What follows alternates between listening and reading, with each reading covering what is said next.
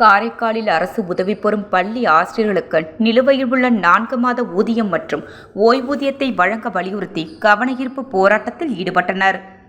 புதுச்சேரி மாநிலம் காரைக்கால் மாவட்டத்தில் உள்ள அரசு உதவி பெறும் பள்ளிகளில் பணிபுரியும் 200க்கும் மேற்பட்ட ஆசிரியர் மற்றும் ஊழியர்களுக்கு கடந்த ஜூலை முதல் அக்டோபர் வரை 4 மாதமாக ஊதியம் மற்றும் ஓய்வூதியம் வழங்கப்படாமல் உள்ளது. இதனால் குடும்பத்தை நடத்த வழியின்றி தவிக்கும் ஆசிரியர் மற்றும் ஊழியர்களுக்கு 4 மாத ஊதியத்தை வழங்க வலியுறுத்தியும் மாதம் முறையாக ஊதியம் வழங்க வலியுறுத்தியும் அரசின் கவனத்தை ஈர்க்கும் விதமாக காரைக்கால் முதன்மை கல்வி அதிகாரி அலுவலகம் வாயிலில் அரசு உதவி பெறும் பள்ளி ஆசிரியர் ஊழியர்கள் மற்றும் ஓய்வூதியதாரர்கள் கண்டன ஆர்ப்பாட்டத்தில் ஈடுபட்டனர். அப்பொழுது போராட்டத்தில் ஈடுபட்ட அரசு உதவி பெறும் பள்ளி ஆசிரியர்கள் மற்றும் ஊழியர்கள் ஏராளமானோர் கலந்து கொண்டு தங்களது கோரிக்கைகளை வலியுறுத்தி முழக்கங்களை எழுப்பி கண்டன ஆர்ப்பாட்டத்தில் ஈடுபட்டனர். பேசுகிறேன். முதன்மையாக இந்த புதுவை அரசாங்கத்திற்கும் அதை வழிநடத்தி கொண்டிருக்கும் அனைத்து அதிகாரிகளுக்கும் நான் என்னுடைய வணக்கத்தை தெரிவிச்சுக்கிறேன். உண்மையில் சொல்லணும் அப்படின்னு சொன்னால் இந்த மாதிரி ஒரு போராட்டமெல்லாம் எங்களுக்கு ரொம்ப வெட்கமாகவும் வேதனையாகவும் இருக்குது. இதை நாங்கள் போராடுறதுக்கான உரிமையாக நினைக்கல. பொதுவாக போராட்டன்றது உரிமை தான், அது நடத்த வேண்டிய உரிமை ஒவ்வொரு இந்திய குடிமகனுக்கு இருக்குது. ஆனால் இந்த சம்பளத்துக்காக போராடணும் அப்படின்னு நினைக்கும் பொழுது ரொம்ப அசிங்கமாக இருக்குது எங்களுக்கு. இப்படிப்பட்ட ஒரு நிலைமையை யார் கொடுக்குறாங்க அப்படின்றத நீங்கள் பார்க்குற ஒருத்தரும் இந்த கேள்விக்கு நீங்கள் பதில் சொல்லலாம். யாரால் இந்த மாதிரி ஒரு சூழ்நிலை வருது, ஆசிரியர்களை இப்படிப்பட்ட ஒரு மோசமான சூழ்நிலைக்கு தள்ளுறது யார் அப்படின்றத நீங்கள் யோசிச்சு பார்க்கலாம். ஆனால் நான் இதை இந்த ஸ்கூலில் சேர்ந்த 12 வருஷமாக நான் யோசிச்சு பார்க்குறேன். இதுக்கு ஒரே ஒரு பதில் என்ன தெரியுமா? நாங்கள் மேனேஜ்மெண்ட் ஸ்கூலில் வேலை பார்க்குறோம் அப்படின்றத தவிர வேறு எந்த தவறாவது எங்கள் மீது யாராவது ஒருத்தரால் சொல்ல முடியுமா?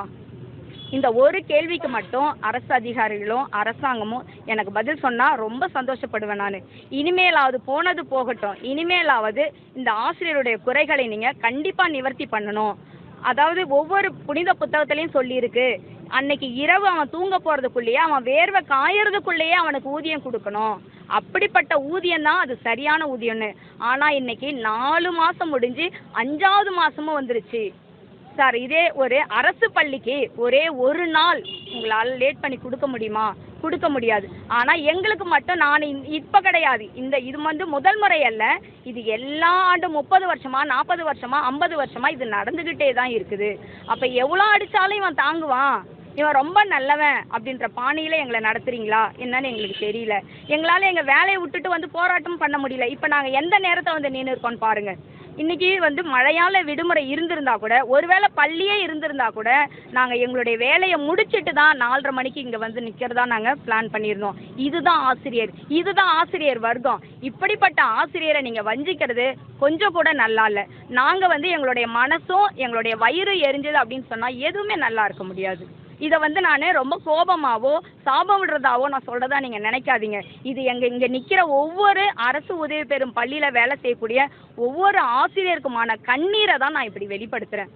அதனால் உங்களை வழங்கி நான் தாழ்மையாக கேட்டுக்கிறேன், எங்களுடைய குறைகளை நீக்கி வைங்க.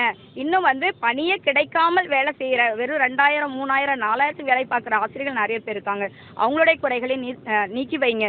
இதை பார்க்குற நீங்கள் அதிகாரிங்க ஒவ்வொருத்தரும் ஏதாவது ஒரு முயற்சி பண்ணி எங்களுக்கு ஒவ்வொரு மாதமும் 30ஆம் தேதியோ 1ஆம் தேதியோ வேலை கிடைக்கும்படி நீங்கள் செய்யணும்.